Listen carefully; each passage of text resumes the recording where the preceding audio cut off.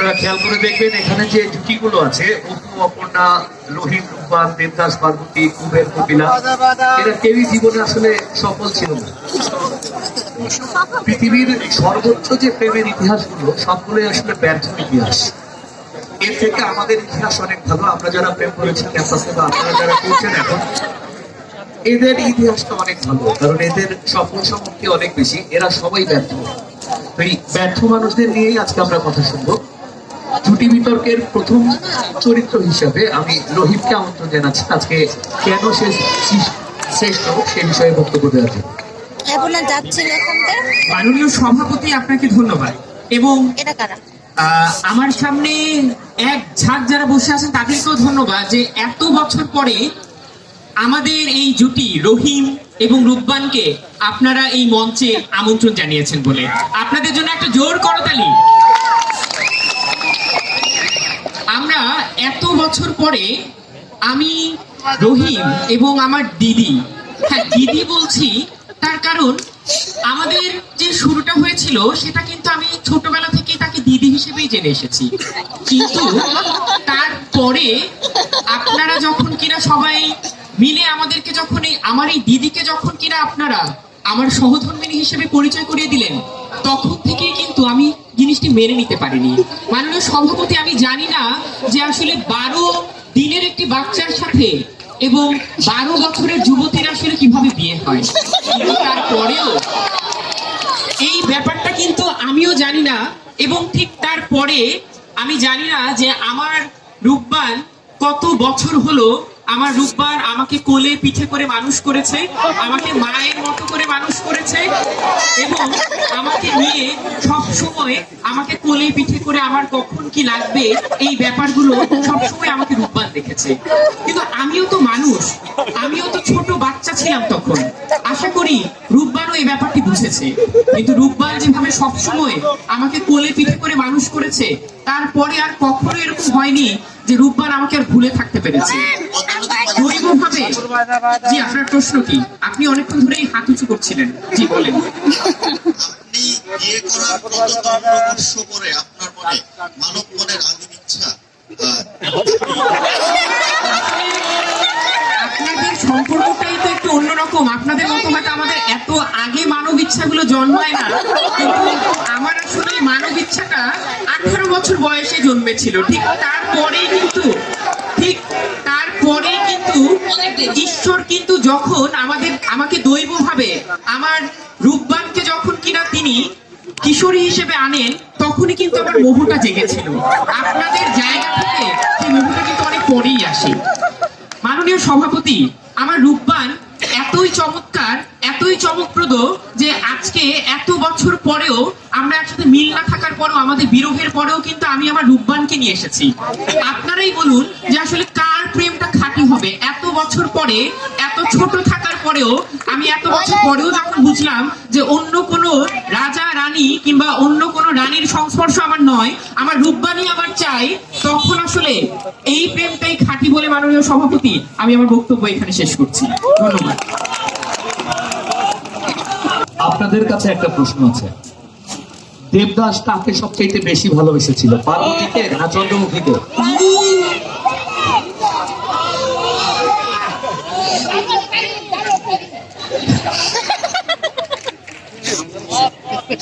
আচ্ছা, তাহলে আমরা দেবদাসের কথা পরে শুনি। মানে দেবদাসকে নিয়ে যে দ্বিমুখী একটা ট্রায়াঙ্গেল ছিল, ত্রিমুখী একটা বিষয় ছিল, সেইখান থেকে আসলে আমরা পার্বতীর কাছে শুনি যে পার্বতী চন্দ্রমুখীকে কিভাবে দেখেছিল, চন্দ্রমুখী সম্পর্কে তার কি ধারণা ছিল, অথবা দেবদাসকে সে কেন ভালোবেসেছিল। এমন একজন মানুষ যে পার্বতীকে এবং চন্দ্রমুখীকে একই সাথে ভালোবাসত। ডাকছি পার্বতীকে। দেবদাস পার্বতী সেই অনেক আগের কথা, কিন্তু আজকে যখন এই মুক্তমঞ্চে আমি এসেছি তখন দেখতে পাই এই যে সামনে উপবিষ্ট মানুষ, এর মধ্যে অনেক দেবদাস এবং পার্বতীকে। কখনো যখন দেখতে পাই কোন এক পার্বতীর বিরহে এই যে কেউ ঘুরে বেড়াচ্ছে, তখনই খুঁজে পাই আমার দেবদাসের প্রতিচ্ছবিকে। যখন দেখতে পাই কোনো না কোনো কারণে দেবদাসের কাছ থেকে আলাদা হয়ে যাওয়ার পরেও দেবদাসের জন্য ভালোবাসা ফুরায় না, তখনও আমি খুঁজে পাই। প্রেম বিরহের সবখানেই পার্বতী এবং দেবদাস সব থেকে সেরা জুটি। কেন? এই যে দেখেন এখানে যারা বসেছেন, একজন করছেন পরকিয়া, আরেকজন জানেন না যে হচ্ছে তার দিদি নাকি বউ, আর রয়েছেন অপর্ণা। অপর্ণার কিন্তু দেখতে পাই প্রেম বুঝতে বুঝতে যখন সময় থাকে অপর্ণার পৃথিবীতে থাকে না। তো প্রেম যদি বুঝতে হয়, প্রেম করতে হবে, বিরহে যেতে হবে, যেটি এই যে মঞ্চ, সেই মঞ্চ ভূমিষ্ঠ একমাত্র এই যে পার্বতী এবং দেবদাসের মধ্যেই আছে। 10 বছর 6 মাস 4 দিন 3 প্রহর অপেক্ষার পরে আমার জীবনে আবার ফিরে এসেছিল আমার দেবদাসের জন্য আমি অপেক্ষা করেছি এতগুলো দিন, এবং এই অপেক্ষার পর আমরা চুটিয়ে প্রেম করেছি। এবং সেই চুটিয়ে প্রেম করা কোথায় দেখতে পাই জানেন? যখন দেখি আপনারা টারজান, ট্রান্সপোর্ট, বটতলা সবখানে প্রেমের সৌরভে ভরিয়ে দেন, তখন এই যে দেবদাস এবং পার্বতী আবার ফিরে আসে। আবার যখন দেখি কোনো একটি রাস্তায় মুখ ঝামটাইয়ে ঘুরে যায় কোনো পার্বতী, তখন কিন্তু দেবদাস এবং পার্বতীর সেই যে বিরহ বা এই যে খাট্টা মিঠা যে সম্পর্ক, সেটিকে খুঁজে পাই। দেবদাস এবং পার্বতীকে বাঁচিয়ে রেখেছেন আপনারা। এবং একটা প্রশ্ন ছিল, জি দিদি প্রশ্নটি একটু পরে নেই, প্রেমের গল্প চলছে, ডিস্টার্ব করবে। যেখানে ছিলাম দেবদাস এবং আমার প্রেমের যে জায়গাটি আপনারা এখনো মনে রাখেন, এবং আমাদের প্রেম অনেক সুন্দর ছিল, অনেক উত্তাল ছিল বলেই কিন্তু প্রেমের পরবর্তী বিরহ অনেক বেশি ছিল, যার কারণে এই মুক্ত মঞ্চে এখন অনেক দেবদাসের সংখ্যা দেখা যাচ্ছে। মাথা নিচু করছেন কেউ কেউ, মন খারাপ করবেন না, এই প্রেমটাই সব থেকে বড় ব্যাপার। এবং পার্বতীরা, চন্দ্রমুখীর কথা মাঝ থেকে শোনা যায়, বহু জীবনে আসতেই পারে। ভালোবাসা সেটি যে ভালোবাসার জন্য শেষ পর্যন্ত পার্বতীর দুয়ারে যে শেষ নিঃশ্বাস ফেলে দেবদাস। এবং পার্বতীর দুয়ারে যখন দেখতে পাই শ্বশুর বাড়িতেই, জি শ্বশুর বাড়ি ঠিক ধরছে, পার্বতী যখন তার শ্বশুর বাড়ির সংস্কার, যেখানে অনেক কঠিন একটা জায়গা ছিল, সেটি ফিরে ছুটে আসে সেই দেবদাসের কাছে, সেটি প্রমাণ করে অনেক জায়গা থেকে দূর হতে পারে, কিন্তু সেই দূরত্ব কখনো ভালোবাসাকে আটকে রাখতে পারে না। শেষ পর্যন্ত পার্বতী এবং দেবদাস এক জায়গায় হয়ে যায়। পার্বতী আমি মৃত্যুও চলে যায়। কপিলা আপনি ওইখানে আরেকটু কথা বলেন, মালা আসতেছে, মালা আচ্ছা, এর পরবর্তীতে যেখানে বলছিলাম যে হচ্ছে সেখানেও আমরা দেখতে পাই যে কিভাবে পার্বতী এবং দেবদাস তাদের শেষ সময়ও একত্রিত হয়। পার্বতীকে দেখেই কিন্তু দেবদাসের শেষ নিঃশ্বাস হয়, এবং এখান থেকেই আমরা দেখতে পারি বিরহ বা প্রেম যেখানেই বলুন পার্বতী এবং দেবদাস সব থেকে সেরা জুটি। জি কপিলা বলেন, দেবদাস কি আপনার সংস্পর্শ বেশি পেয়েছিল নাকি চন্দ্রমুখী? পার্বতীর বিরহে ক্ষণিক সময়ে তাকে সঙ্গ দেওয়া চন্দ্রমুখী কখনো পার্বতীর জায়গা ধরতে পারবে না। চন্দ্রমুখী এবং পার্বতীর পার্থক্য এটি, পার্বতী এবং দেবদাসের সম্পর্কটি সেই ছোটবেলা থেকে, তারা ছোটবেলা থেকেই একজন আরেকজনকে ভালোবাসে, এবং এই কারণেই কিন্তু দেবদাস লন্ডন থেকে ফিরে এসেছিল শুধুমাত্র পার্বতীর জন্য। সেই লন্ডনের মোহ মায়া, যেখানে তিনি মনে করেন যে ওই মোহমায় সবকিছু। জি কপিলা এবং কুবের, আপনারা অনেক আমাদের প্রেমে সমস্যা করছেন। আপনি কি চন্দ্রমুখীকে ঈর্ষা করেন? চন্দ্রমুখীকে ঈর্ষা করি না, কেননা আমার দেবদাসের সব থেকে খারাপ সময় সামনে রেখেছিল চন্দ্রমুখী। চন্দ্রমুখীর কাছে আমি কৃতজ্ঞ, যে মুহূর্তে দেবদাস এবং পার্বতী আলাদা হয়ে যায়, যে মুহূর্তে দেবদাস তার জীবনের সব থেকে খারাপ মুহূর্তে ছিল, সেই মুহূর্তে চন্দ্রমুখী তাকে সামলেছে। চন্দ্রমুখীর কাছে আমি কৃতজ্ঞ, এবং শেষ পর্যন্ত আবার বলে যেতে চাই পার্বতী এবং দেবদাস সব থেকে সেরা জুটি, কেননা তারা চুটিয়ে প্রেমও করেছে, বিরহের পরবর্তীতেও তারাই টিকে ছিল সব থেকে সুন্দর ভাবে, যার কারণে এখনো পর্যন্ত দেবদাস এবং পার্বতীর চর্চা হয়। ধন্যবাদ। আচ্ছা, রূপবান খুব রিকোয়েস্ট করছেন আমাকে যে রহিমের কথার সাথে তার কিছু নতুন কথা যোগ করার আছে, বেশ কিছু মারফতি বিষয় তিনি নিয়ে আসতে চান। এই মারফতি বিষয় নিয়ে আসার জন্য আহ্বান জানাচ্ছি রূপবানকে।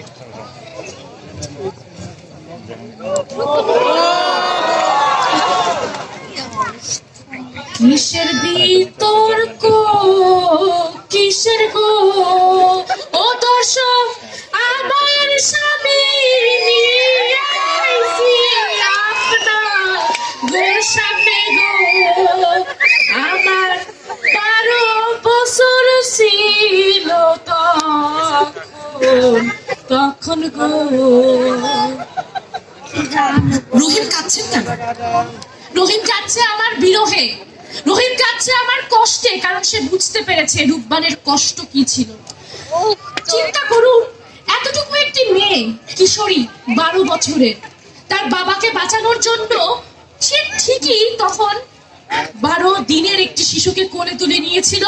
মমতা তার যে দিদি, সে আমাকে দিদি বলতো, সেই বোনের ভালোবাসা দিয়ে তাকে আমি বড় করেছি, তাকে পেলে পুষে বড় করেছি, কারণ একটা সময় আমার মনে তার জন্য অগাধ ভালোবাসা জন্মেছিল। এবং আপনারা অনেকে আছেন যারা নীরবে ভালোবেসে গেছেন, একপাক্ষিক ভাবে ভালোবেসে গেছেন, যেখানে অন্য পক্ষের ভালোবাসা আপনারা একটা বারের জন্য আশা করেননি, তারপরও আপনারা শেষ পর্যন্ত ভালোবেসে গেছেন, গেছেন কিনা? সেই ভালোবাসায় আজকে রূপবান নিয়ে এসেছে এই জীবনে, এই মুক্ত মঞ্চে, এই জাহাঙ্গীরনগরে। আপনারা ভাবছেন যে শেষ পর্যন্ত আমাদের মিল হয়েছিল কিনা, তাই তো ভাবছেন তো?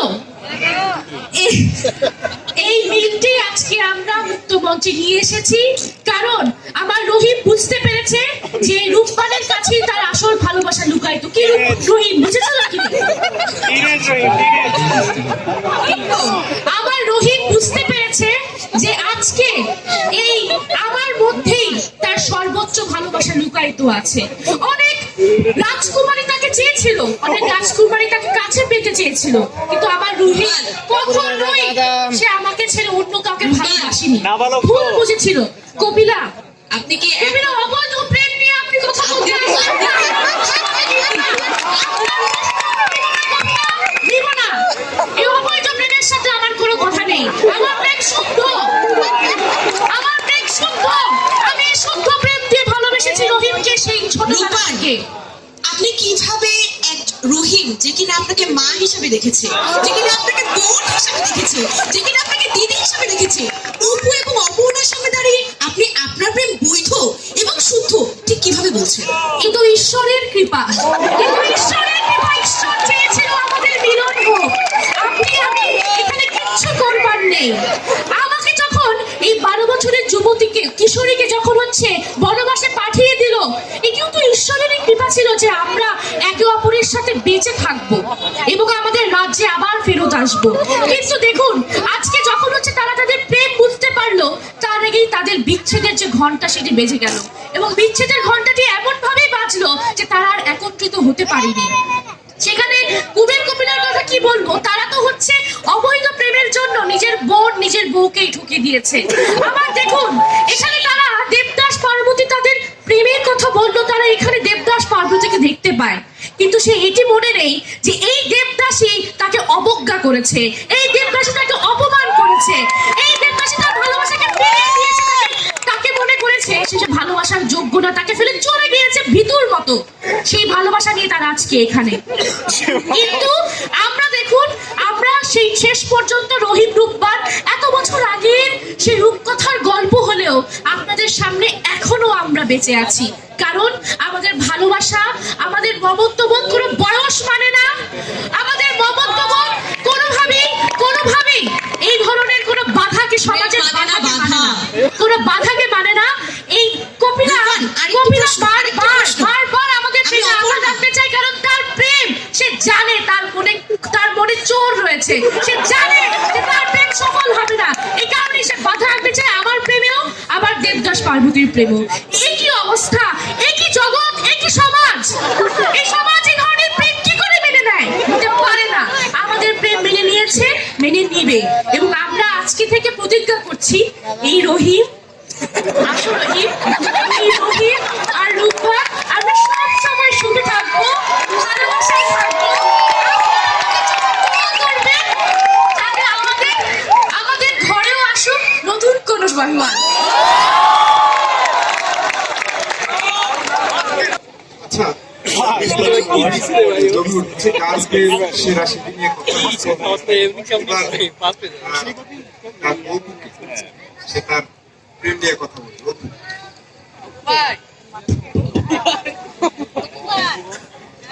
অসংখ্য ধন্যবাদ সভাপতি। কি বলবো, আজকে যখন এই আলোচনায় অংশগ্রহণ করলাম তখন সব জায়গায় অবৈধ প্রেমের ছড়াছড়ি। আমি এখনো চিন্তা করতে পারছি না যে কুবেরকে আমি চিনি, সে কুবের কিন্তু কেটস পড়তো না, সে কুবের কেটস পরে এসেছে এখানে। এত মডার্ন কুবেলাকে আমি কখনোই দেখিনি। খুবই অবাক হচ্ছি। আমি একটি মধ্যবিত্ত পরিবারের ছেলে, এখনো চাকরি করছি, টিউশন করে আমার পরিবার চালাই। আমি একটি প্রেম করেছি এবং আমার সেই প্রেমের মানুষটাকে আজকে আমি বিয়ে করেছি।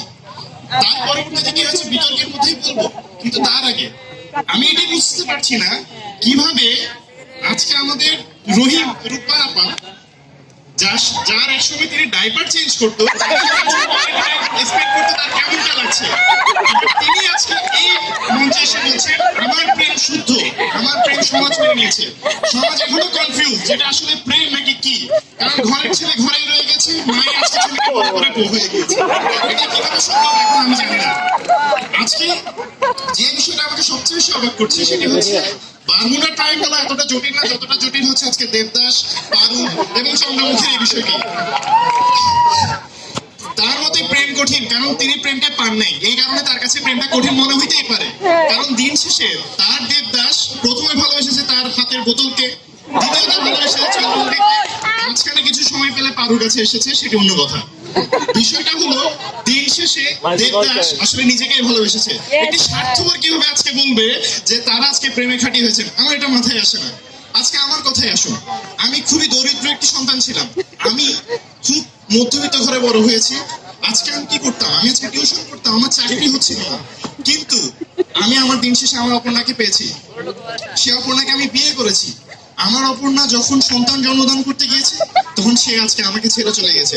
আমি মেনে নিতে পারিনি সে ভালোবাসাকে, আজকে আমি মেনে নিতে পারিনি সে বিরহকে, যার কারণে আজকে আমি বিরহে কাঁপো। আমি আমার সন্তানকে পর্যন্ত আজকে আমি গ্রহণ করিনি, কারণ দিন শেষে আমি এটা বিশ্বাস করি প্রেম মানে প্রেম, প্রেম মানে কোনো সামাজিক ভাবে বিয়ে হতে হবে, সন্তানের দায়িত্ব নিতে হবে, সেটির জন্য নয়। তার জন্য আমি দেশের বাইরে চলে গিয়েছি, সন্তানের দায়িত্ব নিইনি। এটির মানে কি বোঝায়, আমি যাকে ভালোবেসেছিলাম সে যখন আমার কাছে নাই তখন আমি তাকে মিস করছি। এই যে গভীর প্রেম, এই যে খাঁটি প্রেম, আজকে এই তিনজন পরকীয়াবাজরা কেউ কিছু বলতে পারলো না। এবং এটি হচ্ছে আমার সবচেয়ে, হ্যাঁ দেবদাস একটি প্রশ্ন করেছেন, বলেন। আচ্ছা, অপর্ণার সেই স্মৃতি, সেটি কি অবহেলা করে তাকে ছেড়ে দূর দেশে থাকা, এটি আসলে ভালোবাসার কি রকম বহিঃপ্রকাশ? যে দেবদাস প্রতিনিয়ত আজকে বোতল দ্বারা আবৃষ্ট হয়ে থাকে, সেই দেবদাস যদি আমাকে সে বলে স্মৃতির মর্ম বুঝতে, এটি একটি টুরুলাভ ছাড়া আর কিছুই না। লক্ষ্য করুন, আজকে আমি আমার সেই অপর্ণাকে হারানোর বেদনা আজকে অনুভব করতে পেরেছি বলে, তাকে আমি ছাড়া থাকতে পারছি না বলে আমি আজকে আমার সন্তানের মায়া পর্যন্ত ত্যাগ করতে পেরেছি। চিন্তা করে দেখুন, যে আমি বাবা হয়ে আমার সন্তানের মায়া ত্যাগ করে আমার বইয়ের বিরহে কাতর হতে পেরেছি, তাহলে আমার প্রেমের গভীরতাটা কোথায় আসলে আছে? সেই দিক থেকে আজকে নিঃসন্দেহভাবে এই আলোচনা এটি প্রমাণিত হয়ে যায় যে গভীর প্রেমে আমরাই খাঁটি হয়েছি। আর কথা বাড়াবো না, কারণ তাদের মাঝখানে আজকে আমার কথা বলার কোনো ইচ্ছে নেই।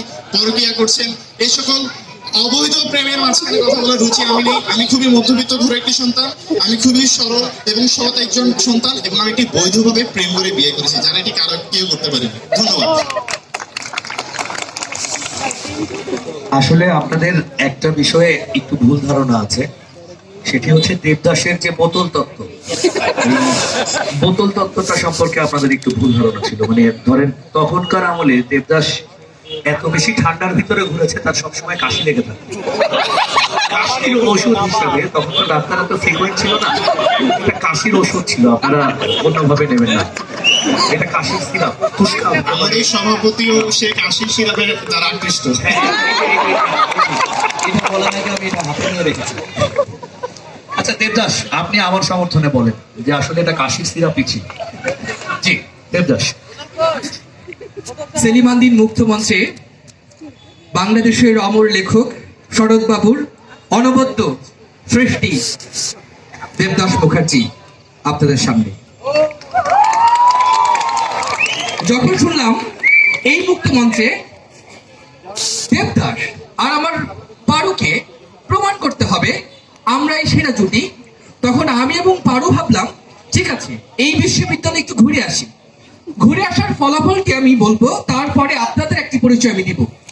সেটি হচ্ছে, যখন দেখলাম বিশ্ববিদ্যালয়ের ফার্স্ট ইয়ার সেকেন্ড ইয়ারের একটি রাফ অ্যান্ড টাফ মেয়ে পোশাকে এবং আচরণে হঠাৎ করে আটপরে শাড়ি, কপালে লাল টিপ, কানে দুল, খোপাই ফুল, পায়ে একটু আলতা পরে তার প্রিয় মানুষের দিকে তাকিয়ে থাকে, তখন বুঝতে পারি আমার পারু হারাইনি। মাননীয় সভাপতি, যখন দেখি যে মেয়েটি কোনোদিন রান্নাঘরে ঢুকেনি, সেই মেয়েটি হলের রান্নাঘরে ঢুকে আলু ভর্তা কিংবা ডিম ভাজি করে ছোট্ট একটি বক্সে বর্তলায় এনে তার প্রিয় মানুষটিকে খাওয়ায়, তখন মনে হয় পারু তো হারায়নি। ঠিক তেমনি মাননীয় সভাপতি, যখন দেখি কোনো একটি হলে সারা রাত জেগে একটি ছেলে কবিতা লেখে এবং ভোর সকালে কোন একটি মেয়েদের হলের সামনে দাঁড়িয়ে থাকে সেই মেয়েটিকে দেখবার জন্য যাকে সে ভালোবাসে প্রথম দর্শন দিনের, তখন বুঝি দেবদাস হারায়নি। এর অর্থ হচ্ছে এই বিশ্ববিদ্যালয়ের আমার মঞ্চের সামনে দাঁড়িয়ে যারা আছেন তারা তো সবাই দেবদাস এবং পারুর চরিত্র অভিনয় করছেন। এটি হচ্ছে এই বিশ্ববিদ্যালয়ের একটি চরিত্র। মাননীয় সভাপতি, এখন প্রশ্ন হচ্ছে এই মঞ্চে আমার সাথে কিছু জুটি আছে, জুটিগুলোর মধ্যে আছেন রহিম, রূপবান, অপু, অপর্ণা, আছেন কুবের এবং কপি। একটু আস্তে করে বললাম। এখন শ্রেষ্ঠত্বের লড়াই একটু তাদের সম্পর্কে বলবো, তারপরে আমরা আমাদের প্রেম নিয়ে বলবো, কারণ আমাদের প্রেমে বিরহ ছিল, প্রেমও ছিল এবং সবশেষে বিরহ প্রেম মিলে একাকার হয়েছে। তাই একটু বলি রূপবান এবং রহিমের কথা, ইতিমধ্যে এসেছে। তাদের সম্পর্ক পুত্র এবং মাতা এবং পরবর্তীতে সেটি ভাই এবং বোনের এবং পরবর্তীতে সেটি স্বামী স্ত্রী। এই তিনটি চরিত্র কিভাবে সমাজে একসাথে বসবাস করে এটি আমার বোধগম্য নয় এবং আমি বিশ্বাস করি এই আবহমান বাংলায় এই চরিত্রগুলো খুঁজে পাওয়া যাবে না, অর্থাৎ দেবদাস এবং পারুর মতন তাদের খুঁজে পাওয়া যাবে না। বাবু, একটু পরে, হ্যাঁ মাননীয় স্পিকার বল। একটি প্রশ্ন আজ পর্যন্ত আমি উত্তর খুঁজে পেলাম। বল। আপনার বোতল থাকার পরেও কেন চন্দ্রমুখীর কাছে যেতে হবে একটু বলবেন? আচ্ছা, চমৎকার। মাননীয় স্পিকার, আপনার এই বোতল থিওরি এবং চন্দ্রমুখীর থিওরি আমি অবশ্যই উত্তর দিব এবং এটি প্রমাণ করব যে পারুকে আমি কতটা ভালোবেসেছি, সেই ভালোবাসার নিদর্শনে আজকে বোতলটির অবস্থান কোথায়। মাননীয় সভাপতি, এরপরে যদি আমরা অপু এবং অপর্ণার কথা বলি, অপু তো খুব চমৎকার করে গলজয়ে বলে গেলেন, তাকে ভালোবেসেছেন, বিয়ে করেছেন। অপর্ণার মৃত্যুটা কিভাবে হয়েছিল? অসুখে। একদিনের অসুখ, 2 দিনের না, দীর্ঘদিনের। এই দীর্ঘদিনে অপুর অবহেলা অপর্ণা তাকে ধীরে ধীরে মেরে ফেলেছে। সেই মেরে ফেলার মধ্যে অপু ভালোবাসা খুঁজে পায়। আমি খুবই অবাক হচ্ছি। আমার অপুর নামে মিথ্যা আমি সইব না। চমৎকার, সেটি অপর্ণা অপুকে ভালোবেসেছে আর অপু অবহেলা করেছে। এই ভালোবাসা চিরন্তন হতে পারে না এবং আমি প্রশ্ন করেছিলাম অপর্ণার শেষ চিহ্ন যে কি তার নারী ছেঁড়া ধন, তাকে সে অবহেলা করতে পারে, অর্থাৎ অপর্ণার অবর্তমানে তার সবচেয়ে অমূল্য সম্পত্তিকে যে অবহেলা করতে পারেন, তিনি যদি আজকে মুক্ত মঞ্চে শ্রেষ্ঠত্বের দাবি করেন, আমি হাসবো না কাঁদবো আমি বুঝতে পারছি না। এটি হচ্ছে অপু এবং অপর্ণার আসল কথা। এরপর আসি, অপু কিন্তু ফিরে গিয়েছিল। হ্যাঁ, ফিরে গিয়েছিল দীর্ঘদিন পর। যখন তার মনে হয়েছে স্বামী হিসাবে আমি দায়িত্ব পালন করতে পারিনি, সন্তানের পিতা হিসাবে আমার দায়িত্ব পালন করা উচিত। এই যে দেবদাস বিয়ে করেন। বাবু, আমার লাস্ট একটি প্রশ্ন ছিল। আমি আপনার প্রথম প্রশ্ন উত্তর দেওয়ার পরে আপনি দ্বিতীয় প্রশ্ন উত্তর দিব, মানে দ্বিতীয় প্রশ্নটি নিব এবং উত্তর দিব। কবির এবং কপিলা, চমৎকার একটি ডায়লগ আছে না, আমার এই নিবা মাঝি লগে, হাই রে সমাজ সংসারকে তুচ্ছ করে ভালোবাসার টানে তারা যাচ্ছে এবং সবাই বলে, হ্যাঁ হ্যাঁ বলেন না, দাঁড়ান 1 মিনিট, সবাই বলে প্রেমের মধ্যে পরকীয়া খাঁটি।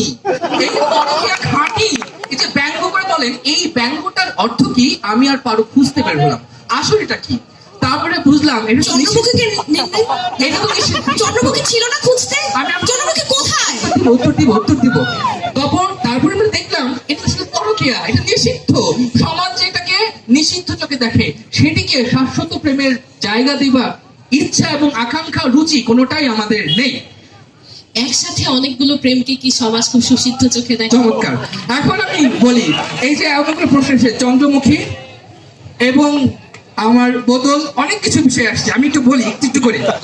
এখন হচ্ছে আমি লন্ডন থেকে আসলাম আমার বাল্যবন্ধুকে ভালোবেসে। কেন এসেছি জানেন? আমি যখন চলে যাই তখন পেছন থেকে আমার পারু আমাকে নাম ধরে ডেকেছিল, সেই শব্দটি আমার কান থেকে হৃদয়কে স্পর্শ করেছিল। সেই ভালোবাসার টানে আমি ফিরে আসি, পার্বতীর সাথে আমার তাহলে বিয়ে কেন হয়। যেতে হয় চন্দ্রমুখীর দরজায়? আসি একটু পরে আসছি। তারপরে কি হলো, আমার আর চন্দ্রমতি, আমার আর নামই ভুলে গিয়েছেন, নামই ভুলে গিয়েছেন। চমৎকার প্রেম, এই প্রেমের সাগরে আমরা কিন্তু ভেসেছি। সমাজের তাচ্ছিল্যের কারণে, সমাজের কারণে আমরা মিলিত হতে পারিনি, এটি সত্যি। এখন প্রশ্ন হচ্ছে, পার্বতী আমাকে প্রত্যাখ্যান করে, সে ভুবনকে বিয়ে করে। আমি বিশুদ্ধ পল্লীতে চলে যাই চন্দ্রমুখীর দেখা পাই। এবং সেই সময় আমি চন্দ্রমুখী এবং আমার যেই নেশার কথা বলছি, সেই নেশার জগতে ভেসে যাই। কিন্তু প্রশ্নটি হচ্ছে, আমি কি চন্দ্রমুখীকে ভালোবাসার জায়গা দিয়েছি? দিইনি। ভুবনকে আমার পারু জায়গা দিয়েছে? দেয়নি। প্রশ্নটি হচ্ছে, আমি যখন চন্দ্রমুখীকে ভালোবাসা না দিলে কি দিয়েছে? উপেক্ষা করে চন্দ্রমুখীকে ভালোবাসা না দিলে কি দিয়েছে? চন্দ্রমুখী আমার জীবনের সেই আশীর্বাদ যেটি আমাকে পারু বলেছে। আমার দুঃসময়ে চন্দ্রমুখী আমাকে ধরে রেখেছে, কিন্তু সেই ধরে রাখা কিন্তু সে চিরস্থায়ী ধরে রাখতে পারিনি, কারণ আমি পারুকে ভালোবেসেছি। আমি পারুকে প্রতিজ্ঞা করেছিলাম, আমার জীবনের শেষ নিঃশ্বাসের আগে তোমার সাথে দেখা করবো। পারুকে পাশে বসিয়ে চন্দ্রমুখীকে ফিল করছেন, এটা কেমন করে? মাননীয় সভাপতি এবং যারা সামনে বসে আছেন, আমরা একটি পথে অনেক হোঁচট খাই, কিন্তু আমাদের গন্তব্য যদি সঠিক থাকে, আমার ভালোবাসা যদি সঠিক থাকে, তাহলে পার্বতীর সাথে আমার দেখা হয়েছিল। আমি আমার শেষ নিঃশ্বাসে যখন পারুর বাসার সামনে আমি পড়েছিলাম, পারু যখন জানলো তার বাসার সামনে পড়ে থাকা সেই মানুষটি তার দেবতা, সে কিন্তু সমাজ সংস্কৃতিকে সবকিছু উপেক্ষা করেছে, ভুবনকে উপেক্ষা করেছে, সেই রক্ষণশীল পরিবারকে উপেক্ষা করেছে। আমি চন্দ্রমুখীকে উপেক্ষা করেছি। আমি শেষ নিঃশ্বাস ত্যাগ করেছি ঠিক তখনই যখন আমি এক ঝলক দেখেছি আমার পারুকে। এরপরে আমার মৃত্যু, এবং এরপরে পারুর এই জগতে অবিনশ্বর হয়ে থাকা। আমাকে বোতল নিয়ে কথা বলা হয়েছিল, বলছি না শেষ। পারু আমাকে বলেছিল মদ ছেড়ে দাও, মা বলেছিল পারুকে ছেড়ে দাও, ঈশ্বর একদিন হয়তো বলবে জীবন ছেড়ে দাও। আমি একটি কথা রেখেছি, আমি মদ ছেড়ে দিয়েছি। ধন্যবাদ মানুষকে, ধন্যবাদ সবাইকে। লন্ডন থেকে ফিরে আসার পেছনে আর একটা কারণ ছিল, সেটা হচ্ছে লন্ডনে কাশির সিরাপের দাম বাংলার কাশির সিরাপের দামের থেকে বেশি ছিল। তো যাই হোক, আমরা কুবেরের কথা শুনবো। দেখা যাক কুবের। আমার নিবা মাঝি লগে আজকে বাড়ির যাওয়ার কাম নাই কপিলা, আজকে মুক্ত মঞ্চে থাক। আজকে আমি আমার আদিম মনের অনেক কথা মুক্ত মঞ্চের দর্শকদের সাক্ষী রেখে আজকে তোরা আমি কুমো। যে কথা আমি বলতে পারিনি সেই মালার জন্য, বলতে পারিনি গোপীর জন্য, ধনঞ্জয়ের জন্য, হোসেন মিয়ার জন্য, সেই কথা আজকে আমি মুক্ত মঞ্চে তোরে কুমো। নিতান্ত দরিদ্র বলে, অসহায় বলে আমাকে সবাই ঠকাতো আমাকে হোসেন মিয়া, ঠকাতো আমাকে ধনঞ্জয়, সবাই আমাকে অবহেলা করতো। আর আজকে আপনারা শুনলেন আমাদের দিকে আঙ্গুল তুলে যারা আজকে অবৈধ প্রেমের কথা বলেছেন, এই ভদ্রপল্লীর মানুষেরা, তাদেরকে বলছি, আপনারা যে ভদ্রপল্লীতে থাকেন, সেখানে আপনাদের ঈশ্বর সম্পর্কের মাঝে বিভেদের দেয়াল তৈরি করে দিয়েছে ইট সিমেন্ট দিয়ে। যে দেয়াল আমাদের পল্লীতে নেই, বিভেদের দেয়াল আমাদের পল্লীতে নেই। প্রেম অবিনশ্বর, প্রেম ঐশ্বরিক, সেটি আমরা বিশ্বাস করি। সেই বিশ্বাসে আমাদের প্রেমকে অমর করেছে। আজকে এই দেয়াল নেই বলে কি আপনি মালাকে ভোগ করে শেষে হচ্ছে কবিলার সাথে সম্পর্ক স্থাপন করতে চান? মালাকে আমি ভোগ করিনি, মালার প্রতি দায়িত্ব আমি আমার পালন করার চেষ্টা করেছি। ঈশ্বর আমার প্রতি সদয় ছিলেন না বলেই আজকে আমি আমার ভূদণ্ড শান্তি খোঁজার জন্য আজকে আমি কবিলার কাছে যেতাম। যে কবিলা, এই কবিলা আমার সেই কবিলা, এই কবিলা আমার সেই কবিলা, যে কবিলা আজ হচ্ছে যে তার রহস্যময় শব্দ চয়নের মাধ্যমে তার সেই রহস্য ঘেরা তার আচরণের মাধ্যমে আমাকে মুগ্ধ করতো। আমার এই কবিলা আমার সেই কবিলা, যে কবিলাকে আমি আসলেই কখনো অবজ্ঞা করতে পারেনি। মাননীয় সভাপতি, আজকে একটি জিনিস সবাই আমাদের দিকেই কেবল আঙুল তুলছে সম্পর্কের বৈধতা নিয়ে। এই সম্পর্কের বৈধতা তো আমি সেদিনই দিয়েছি যেদিন আমি আমার সমাজ সংসারকে বৃদ্ধাঙ্গুলি দেখিয়েছি এবং আমার যে ধনতান্ত্রিক সমাজ সেটিকে উপেক্ষা করে আমি আমার কপিলাকে নিয়ে ময়না দ্বীপে যেতে রাজি হয়েছি, সবকিছুকে ছেড়ে দিতে। সেদিনে আমি আমার এই সম্পর্কের বৈধতা দিয়েছি, যেটি আজকে বুঝতে পারেননি আমার দেবদাস, বুঝতে পারেননি আজকে আমার পারু। কিভাবে বুঝবেন? তিনি আজকে এখানে আজকে তিনি পার্বতীকে পাশে রেখে তিনি আজকে চন্দ্রমুখীকে ফিল করছেন। তার আজকে কপিলা আর এই কুবেরের সম্পর্কের রসায়ন বোঝার মতো অবস্থায় তিনি নেই। মানুষ তো দূষগুণে ভরা, মানুষের দোষগুণ সবই কিছু থাকবে, কিন্তু একটা জিনিস সবসময় আপনাদের মনে রাখতে হবে, সেটি হচ্ছে যে প্রেম আজকে যেখান থেকে তৈরি হয়েছে সেখান থেকে প্রেমের কোনো ব্যাকরণ নেই, প্রেমের কোনো দেয়াল নেই। জি কবির, এই মুক্ত মঞ্চের সামনে যে আমি দেবদাস এবং পারুকে বসিয়েছি, আপনি কি তাদেরকে আপনার মতন পরকীয়া করবার জন্য উৎসাহিত করছেন? স্পিকার সভাপতি, লক্ষ্য করুন তারা আজকে পরকীয়া শব্দটাকে বারবার আজকে সামনে নিয়ে আসার চেষ্টা করছে। প্রেমের জন্য আজকে আপনি যদি ক্রিয়া পরকীয়ার হিসেব করেন তাহলে আপনি প্রেমকে আজকে ছোট করছেন। কারণ তিনি আজকে পার্বতীর প্রতি যে ভালোবাসা দেখাচ্ছেন সেই ভালোবাসার তিনি তৃপ্ত হয়েছেন চন্দ্রমুখীর কাছে গিয়ে, আর তিনি এখান থেকে তিনি আবার আমাদের পরকীয়া নিয়ে আজকে প্রশ্ন করছেন। আপনার কোনো প্রশ্ন আছে? আচ্ছা কুবের বাবু, আপনার চরিত্র সম্পর্কে একটি খুব বিখ্যাত প্রশ্ন আছে, সেটি হলো মালার ছোট বোন যদি নীলা থাকতো আপনি ওর দিকে ঠিক একই কাজ করতেন, এত চরিত্র খারাপ কেন? একটা বিষয় আপনাদের মনে রাখতে হবে, মানুষের যে আদিম চাওয়া, সেই আদিম চাওয়ার প্রতি আপনাদের সম্মান বোধটুকু নাই।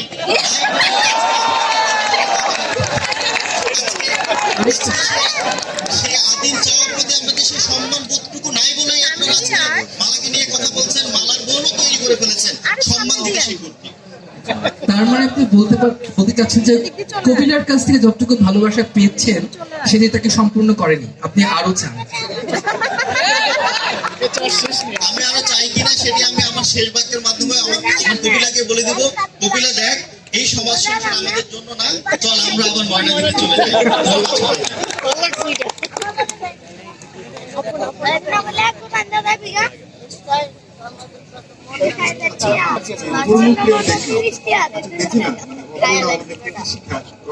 কি বুঝাইতেছে অপর্ণা?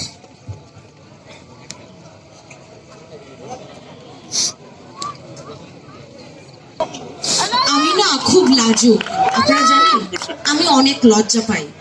এত মানুষের সামনে আমি কখনো কথা বলতাম না, শুধুমাত্র আজকে আমাকে অপু বলেছেন কথা বলতে, এই জন্য আমি আজ আপনাদের সামনে এসেছি। কিন্তু আমি এসে কি দেখছি, এক জায়গায় রয়েছে মা, বোন, স্ত্রী নিয়ে একটি সমস্যা, যেখানে রহিম বুঝতে পারছে না সে আসলে মা ডাকবে নাকি দিদি ডাকবে নাকি স্ত্রী ডাকবে। আবার এক জায়গায় তারা নিজেদের দাবি করছেন তারা শাশ্বত প্রেম, কিন্তু সেই শাশ্বত প্রেমের বেড়াজালে পার্বতীকে রেখে দেবদাস গিয়েছিল, ছি বলতো আমার লজ্জা করছে, দেবদাস গিয়েছিল সেই চন্দ্রমুখীর নাচ উপভোগ করতে। তাহলে কোথায় সেই আপনার শাশ্বত প্রেম? আপনি যখন শুয়ে শুয়ে মদ খেয়ে খেয়ে আপনি দেখছিলেন চন্দ্রমুখীর নাচ আর টাকা ঢালছিলেন, লজ্জা করে আমার। আর কুবের কপিলার কথা তো নাই বলে, কি জঘন্য পরকীয়া, মালাকে রেখে আদিম ইচ্ছা। কিভাবে আজকে মুক্ত মঞ্চে দাঁড়িয়ে কুবের বলার চেষ্টা করলেন যে তাদের পুরুষের আদিম ইচ্ছা, কিন্তু মালাকে রেখে কপিলার হাত ধরে বেরিয়ে যাওয়া, কে জানে কপিলার হাত রেখে কবে তিনি আর কার সাথে বের হয়ে যান। ছি ছি ছি অপু, তুমি আমাকে কার মাঝে আনলে? আমি তো এখানে আসতে চাইনি, এসব ঘৃণা ধিক্কারের মাঝে তো আমি থাকতে চাইনি। আপনারা দেখে থাকবেন, সকলেই বললেন বিশ্ববিদ্যালয়ের শিক্ষার্থীদের কথা। আমাদের অনেকের কাছে থাকে, আমরা প্রেম করি, প্রেমিক প্রেমিকার সাথে ঘুরে বেড়াই, কিন্তু আমাদের পকেটে থাকে 10 টাকা। রিক্সা করে যাব, তারপর একটু প্রেম করব, কিছু একটা খাবো, সেই টাকাটাও আমাদের থাকে না। এই যে কষ্টার্জিত যে প্রেম, আমাদের কাছে টাকা নেই, কি এরা রাজার পুত্র, জমিদারের পুত্র, আর মাঝি যে কিনা হচ্ছে টাকা উড়িয়ে হচ্ছে মেয়েদের পেছন, যে কিনা টাকা উড়িয়ে হচ্ছে মেয়েদের পেছনে রাখে, তার বদলে আমাদের যে দেখুন, আমার অপুর কাছে কোনো চাকরি ছিল না। আমি আমি ঝি চাচ্ছিলাম একটা, কারণ ঘরের এত কাজ আমি একা করতে পারি না। তখন অপু আমাকে বললো, তাহলে তোমার জন্য একটা ঝি রেখে দিই। তখন আমি বললাম, কি করে তুমি রাখবে সেই ঝি? বললো, সে চাইলে আরো 2টা টিউশন বাড়িয়ে দিবে। কিন্তু আমি বললাম যে আমি চাই না আর 2টো টিউশন তুমি করো, সেটা আমি চাই না। আমার গরিব বর যত তাড়াতাড়ি রাতে বাড়ি ফিরে আসবে তত তাড়াতাড়ি আমার ভালো। এই যে প্রেম, এই যে খাঁটি প্রেম, অপুকে রাতে পাশে পাওয়ার যত দ্রুত, সেটা যে আকাঙ্ক্ষা। তারা আজকে পুরুষের আদিম ইচ্ছার কথা বলছেন, অপূর্ণর আদিম ইচ্ছা, সুপ্ত যে বাসনা অপুকে পাশে যাওয়ার, সেটির কথা কিন্তু আজকে আপনারা দেখছেন না। এরপরে বিরহ নিয়ে কথা বললেন। দেবদাস বিরহে আরেক মেয়ের নাচ দেখতে গিয়েছিল। আমার অপু বিরহে কি করেছিল? যখন আমি মারা যাই, আমার অপু বনে বাজারে দেশে বিদেশে ঘুরে বেরিয়েছে, কারো দিকে তাকায়নি, সব ত্যাগ করেছে। সে তো 10 টাকাও দিতে পারে না, এই ঘুরলো কিভাবে? প্রেমের জন্য সবই যে করা যায়, এটা তো আপনি ছোটবেলায় হচ্ছে প্রেমিকার সংস্পর্শ পেয়েছেন, আপনি কি করে বুঝবেন? এটার জন্য আপনাকে আরো বড় হতে হবে। এই যে অপু দেশে বিদেশে ঘুরে বেরিয়েছিল বিরহে, অপর্ণা, আমার একটি প্রশ্ন ছিল আপনার প্রশ্নের উত্তর একটু পরে দিই। পরপুরুষের সাথে আমি আসলে কথা বলতে চাই। এই যে আই লাভ ইউ টু, এই যে বিরহ, সেই বিরহের, আজকে বিরহের উদাহরণ দিচ্ছে দেবদাস, মদের বোতল আর মেয়ে নারী সঙ্গ নিয়ে। বিরহের উদাহরণ হিসেবে আপনারা আমার অপুকে দেখুন, যখন কিনা সে বিরহে এই দেশ, এই জগৎ, এই হচ্ছে থেকেছে, চলে যেতে চাইছে, কিন্তু সে জানে যে এটা আসলে সম্ভব না। এই জন্য সে পার্বতীর শ্বশুর বাড়িতে গিয়ে দেবদাস যেরকম শেষ নিঃশ্বাস ত্যাগ করেছে, এরকম নাটক আমার অপু করে না। আমার অপু মানুষের জন্য চলে। আমার অপু জীবনের কথা বলে, যে জীবনের সাথে আপনারা প্রত্যেকে হচ্ছে সম্পর্ক করতে পারবেন। আমার অপু তারপরে আবার ফিরে এসেছে আমার সন্তানের কাছে, এবং আমার ভালোবাসা। অপু এতদিন পরে যে আসলো, মাঝখানে করেছিল। আপনাদের যে এই যে ঘৃণ্য প্রশ্ন, এই প্রশ্নের কোনো উত্তরে আমি দিব না, কেননা আপনারা মনে করেন বিরহে না থাকলে এই মাঝখানে কোথায় ছিল। এতটুকু বিশ্বাস আমার অপুর উপর আছে যে কখনোই আমার অপু আমাকে ছেড়ে আর কারো দিকেই তাকাবে না। আপনি রহিম, কথা আপনি কমই বলেন, বড়রা অনেকে রয়েছে, তো আপনি একটু কম কথা বললেই ভালো হয়। তো যেটা বলছিলাম, এই যে বিরহ এবং প্রেম, দুই জায়গায় আমাদের যে শাশ্বত খাঁটি অবস্থান, সেই অবস্থানে কুবের কপিলা, দেবদাস পার্বতী আর রূপবানার রহিম কোনোভাবেই দাঁড়াতে পারবে না। আপনাদের সকলের জীবনে রয়েছে অপু এবং অপর্ণা, আপনাদের সকলের পাশে রয়েছে অপু এবং অপর্ণা। তাই অপু এবং অপর্ণার প্রেম হবে বিরহ এবং প্রেমের সবচেয়ে খাঁটি। ধন্যবাদ। পৃথিবীর সবচেয়ে কমপ্লেক্স জিনিসগুলোর একটা হচ্ছে প্রেম। আপনারা খেয়াল করলে দেখবেন যে যুগে যুগে যত রাজপুত্র এসেছে, রাজপুত্ররা প্রেমে পড়েছে হচ্ছে সাপুড়ে কন্যা। তারা কোনো কালে কোনো রাজকন্যা খুঁজে পায়নি, কোনো রাজপুত্রকে রাজকন্যার প্রেমে পড়তে দেখিনি। আবার একই স্টাইলে রাজকন্যারা প্রেমে পড়েছে, হয়তো সে নৌকা বায় অথবা সে কাঠ কাটে। কমপ্লেক্সটা কোথায় যে একজন রাজকন্যা কেন একজন রাজপুত্রকে পছন্দ করে না, অথবা একজন রাজপুত্র কেন একজন রাজকন্যাকে পছন্দ করে না? তাকে কেন, পৃথিবীতে কি কোনো সুন্দরী রাজকন্যা ছিল না? তো সেই সমস্ত জায়গা থেকে আজকের এই যে 6 জন 8 জন বসে আছেন, সবচাইতে বিতর্কিত এবং সাহসী চরিত্র কে? বিতর্কিত এবং সাহসী চরিত্রটা হচ্ছে কপিলা। না, আজকের বিতর্কে আমার কাছে মনে হয় যে নিজের প্রেমের যে ধরনের প্রেমই হোক না কেন, সেই ধরনের প্রেমের সবার সামনে ডিক্লারেশন দিয়ে যে প্রেমটা করেছে সে হচ্ছে কপিলা। ডাকছি কপিলা। আমারে ধরো কেন মাঝি, কলস ধরো। দর্শক, এইখানে যতগুলা জুটি, ওইখানে রহিম রূপবান শেষ পর্যন্ত একসাথে হইতে পারে নাই। দেবদাস পার্বতী করুণ পরিণতি, অপু অপর্ণা করুণ পরিণতি। প্রেমের সার্থকতা কিসে? আমরা বিশ্বাস করি প্রেমের সার্থকতা মিলনে। সেই মিলনে সমাজের সমস্ত চোখ রাঙানি, সমস্ত প্রতিকূলতা উপেক্ষা করে আমি এবং আমার পূর্বে আমরা ময়নাদ্বীপে পাড়ি দিয়েছি। কোন ময়নাদ্বীপ? যেই ময়নাদ্বীপে বাঘ ভাল্লুকের ভয়, যেই ময়নাদ্বীপে 2 বেলা 2 মুঠো খাবারের ভয়। সেই ময়নাদ্বীপে একটা গভীর অন্ধকার রাতে আমি আমার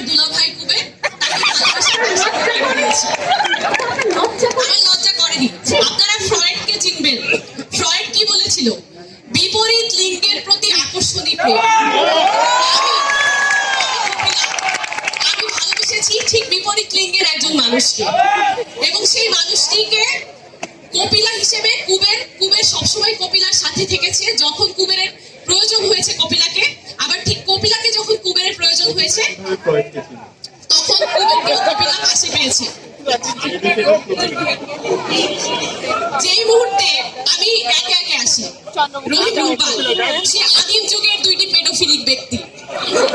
মুক্তমঞ্চে অনেকেই হয়তো এখনো আপনারা আছেন যারা বড় আপু কিন্তু জুনিয়রের সাথে প্রেম করতে পছন্দ করে। ছি, তাই বলে 12 বছর আর 12 দিন, ছি, ভাবতেও আমার লজ্জা লাগে। কিভাবে মা ছেলের সম্পর্ক, সেখান থেকে দিদি বোনের সম্পর্ক, দিদি ভাইয়ের সম্পর্ক, সেখান থেকে তারা এক ঘরে রাত কাটাতে যান। এই ধরনের একটি সম্পর্কে তারা এগিয়ে যান ধীরে তাও ধীরে। তো ভালো, দুলা ভাইয়ের সাথে রাত কাটাই না। আমি দুলা ভাইকে ভালোবেসেই দুলা ভাইয়ের সাথে রাত কাটিয়েছি। এই যে দেবদাস পার্বতী এত কথা বললেন, সব থেকে বড় সমস্যা হচ্ছে কি আজকালকার যুগে এত দেবদাস পার্বতী কেন? কারণ তারা দৃষ্টান্ত স্থাপন করে গিয়েছিলেন। এই যে অহংকার, এই যে মোহ, এই যে ইগো, সেই ইগো থেকে তারা কখনোই বের হতে পারেননি। সেই জন্য শেষ পর্যন্ত যখন দেবদাস এসে পার্বতীর দরজায় আছড়ে পড়েছেন, তখনও পার্বতী দেবদাসের হাতটুকু ধরতে যেতে পারেনি।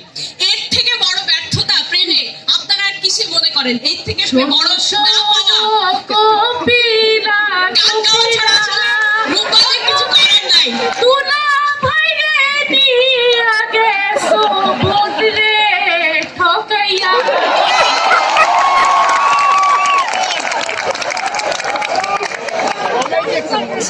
প্রিয় দর্শক, যেই মুহূর্তে কুবের কপিলাকে তারা এত বেশি পচাচ্ছেন, আপনাদেরকে বুঝতে হবে কুবের এবং কপিলা যেই সমাজে বসবাস করেছে সেই সমাজে আসলে ভদ্রদের কোনো জায়গা নাই। সেই সমাজে দুমুঠো বেঁচে থাকার আবাসের জন্য যে সংগ্রাম, সেই সংগ্রামের কিন্তু তখন কোনো দেবদাস পার্বতী, কোনো রহিম রূপবান বা কোনো অপু অপর্ণা সেই কুবের কপিলাকে সাথ দেয়নি। কুবের কপিলাকে নিজেদের সংগ্রাম নিজেদেরকেই করতে হয়েছে। আপনাদেরকে প্রশ্ন করি, যেই মুহূর্তে আসলে কুবের ময়না দ্বীপে পালিয়ে যেতে বাধ্য হয়েছিল পুলিশের চোখ রাঙানিকে, আমি একটু পরে কথা বলি আপনার সাথে। যেই মুহূর্তে পুলিশের চোখ রাঙানি, আমি এমনই একটি চরিত্র, এমনই বোল্ড সাহসী চরিত্র। যেই মুহূর্তে পুলিশের চোখ রাঙানি উপেক্ষা করে কুবের একা চলে যাচ্ছিল, আপনি আপনার ভালোবাসার মানুষটির সাথে যদি থাকতেন আপনি কি করতেন? আপনি কি তার সাথে যেতে চাইতেন না? ঠিক এই জিনিসটি আমরা চাইতে শিখিয়েছি। এই জিনিসটি কুবের কপিলার সার্থকতা। তারা এতগুলো জুটির মধ্যে একমাত্র সফল জুটি যারা এতদিন পরে সেই ইয়ং অবস্থায়, সেই আধুনিক স্মার্ট অবস্থায় ময়নাদ্বীপ থেকে ফেরত এসে আপনাদের সামনে দাঁড়িয়েছে। জিজ্ঞেস করছিলেন না যে কুবেরের তেল চিটিতে শাড়ি কোথায়?